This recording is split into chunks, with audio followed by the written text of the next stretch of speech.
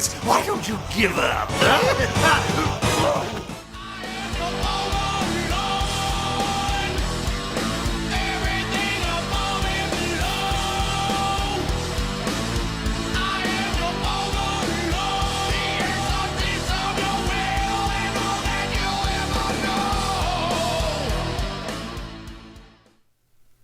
Hey guys, Civilord here, back again with another review, and today we'll be taking a look at the Hasbro Power Rangers Lightning Collection KingSphinx. What? What is this? Overlord doesn't like Power Rangers, and you'd be right, I do not like Power Rangers, mostly because between them and stupid O.J. Simpson's BS, we lost the amazing series Gargoyles. It's a fact. Ask Greg Weisman, the creator of the show. If you're going to question me on Gargoyles, you better have some facts. Either way, I don't want to turn this into a rant of how much I despise things that pretty much ruined my favorite show of all time. But yes, Power Rangers became the #1 boy toy the year after Gargoyles came out. Gargoyles was the #1 boy toy until that point, so thanks a lot. Thanks a lot. Not to mention, I always thought the show was very hokey. Funny how a original idea that was actually pretty well developed was pretty much squashed by an English dub of something we stole from Japan that came out 10 years prior, known as Super Sentai. So, once again, America's not very original with its entertainment. Just ask modern Hollywood that just wants to do reboots and sequels to movies people could care less about, like Space Jam. Okay, I said this wasn't going to be a rant, but you know what? Someone's going to think that's funny, so I'm leaving it in. I got this guy from my local Target because, A, they didn't have any of the cool Spawn stuff, so there's that. Turning into a rant again. And if you don't believe me, here's the box with a big old whopping $15 price tag on it. So at that price, I couldn't pass this guy up. I always liked KingSphinx. A little disclaimer, I don't like Power Rangers, but I love the monsters. I always thought the designs were really cool and pretty wild and out there as far as concept goes. So I gotta give cred where it's due. I really dig the monsters. I just wish some of them had cooler voices. This guy in particular kind of sounds like a dork, but that's besides the point. It's my toy. I can do what I want with it. But as far as his accessories go, he comes with a couple of claw hands, which he was actually packaged with, but I swapped him out for the puncher in the jaw fist and the cane gripping hand. Excuse me. Which I will take out of his hand, hopefully.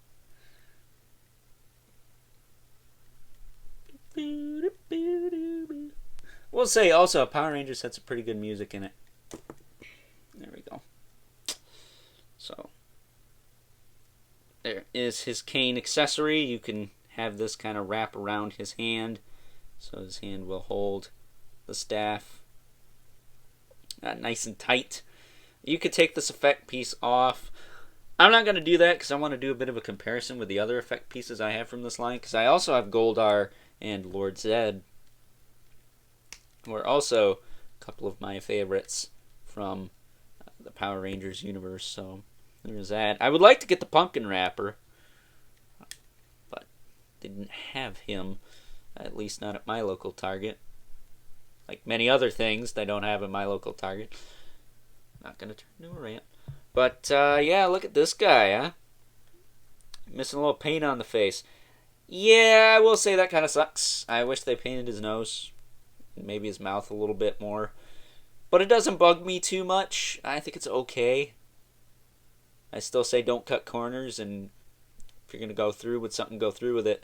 I mean, if Marvel Legends is putting paint, a decent amount of paint on their figures nowadays, I don't see why this can't. Then again, this did not have the benefit of being a Build-A-Figure, so they could kind of spread the budget out and maybe do that, but again, They are charging $30 for this figure. He's kind of a premium, quote-unquote premium figure. It would have been nice to get those details. But again, that's easily fixable. The black on the nose, especially. It's black on this bright, kind of grayish blue plastic. So that should be relatively easy for my old man, Mr. Brian, to go in there and do himself when he's got time, that is. But articulation on this guy is pretty decent. He's got a ball joint in the head. You can look up and down a little bit. It's got a hinge in there, but it's really stiff. I'm not going to move it. It does move, but again, it's really stiff. Shoulders go out to the side. Yeah, they could be better. The shoulder pads do limit it quite a bit. But you can get a decent amount of range out of those. It can move forward and back. Doesn't really have a butterfly joint. It kind of does, but it's very minimal. It's got a bicep swivel. He's got a double jointed elbow, which is nice and solid on this guy. There you go. Nice tough detents in there. Better than some of Hasbro's Build-A-Figures. Or the Marvel Legends Build-A-Figures, I should say. I mean, look at how much effort you got to do to get that thing to pop. It's insane. This hand has an up and down hinge, by the way. But the other hands have the in and out. So this fist and then the two claw hands have the in and out hinge. He's got a diaphragm joint that works pretty well. It's a little loose, but not too bad. Could be worse. But it gets the job done, I think. He's got an ab crunch as well. That can move forward and back a little bit. Hips, kick forward and back, in and out. Wish the hips were maybe ratcheted, but it's whatever. He's got a thigh cut, which is nice and tight. Double jointed knee, which is also nice and tight. He's got really meaty calves too, like super chunky. Now I gotta bend the knees on mine just one click back on this top joint here, because his feet are a little bit loose in the hinge department. Well, this side isn't bad, but maybe they've tightened up since yesterday. I don't know. But I just have the feet as far forward as they can go, which ain't a lot. So I just kind of have his knees bent. So his height might be a little shorter than it actually is, but it's a little more stable that way. He's got a swivel at the lower calf, as well as a rocker. And this is kind of what I wish they did with that Marvel Legends Ultron. This is nice and hidden. The cut's not going to get jacked up no matter where you put it. I think that's a little bit better. I think the Supreme Robot Overlord, known as Ultron, would have benefited from that. He does have a ball joint in his tail. He can move around. I don't know if this is supposed to be black on the end or not, but he also has wings that hinge and rotate pretty well. It's not too bad. They're not too loose either. I'm not going to pull them out, but you did have to peg these in. But you know what? For the sake of the video, there you go. You could pop them right out. And you could put them right back in. Pretty easy, too. They're not very difficult to get in there. They stay in nice and tight. And they hold their pose pretty well. I will say a vast improvement over Goldar's wings, who we are going to take a look at during the comparisons, but yeah, this guy's cool, man. I dig him. And a special shout out to Mr. T-Biz for letting me sit in on his KingSphinx review. I will make sure to leave a link for that in the description below in case you missed it.